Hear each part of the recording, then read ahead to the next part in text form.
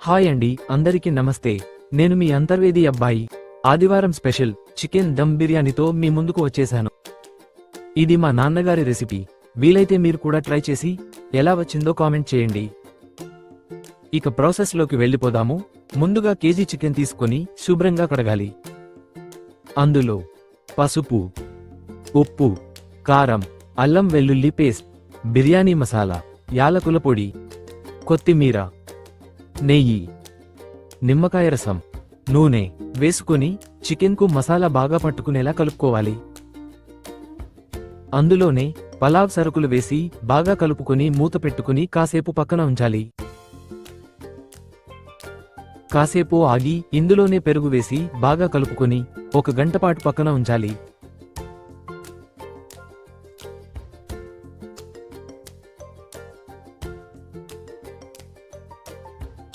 ఇంతలో మరొక పాత్ర తీసుకొని 2 లోటాల బాస్మతి రైస్ వేసి శుభ్రంగా కడిగి 15 నిమిషాల పాటు నానబెట్టుకోవాలి.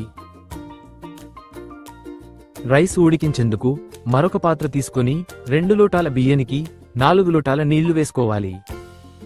అందులో పలావ్ సరుకులు, అల్లం వెల్లుల్లి పేస్ట్, తగినంత ఉప్పు, 5 పచ్చిమిర్చి, 2 చెంచాల నూనె వేసుకొని బాగా మరగనివ్వాలి. అలా మరిగిన నీళ్లల్లో ముందుగా నానబెట్టుకున్న బియ్యం వేసి అందులోనే 1 చెక్క నిమ్మరసం పిండుకొని మూత పెట్టి బాగా ఉడికించాలి.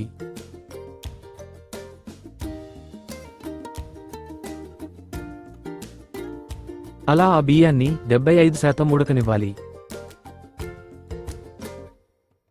అలా ఉడికిన రైస్ ని ముందుగా మ్యాగ్నెట్ చేసి పెట్టుకున్న చికెన్ పైన ఒక పొరలాగా వేసుకోవాలి.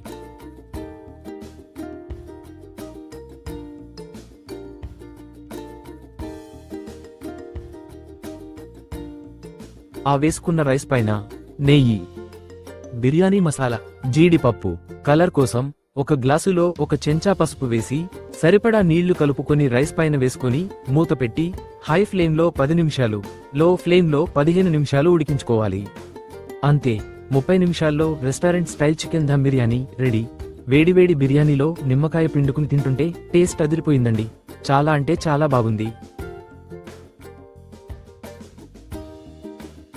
మీరు కూడా ట్రై చేసి ఎలా వచ్చిందో కామెంట్ చేయండి. మా వీడియో మీకు నచ్చినట్టయితే లైక్ చేయండి. మరిన్ని కొత్త వీడియోల కోసం మా ఛానల్ని సబ్స్క్రైబ్ చేసుకోవడం మర్చిపోకండి.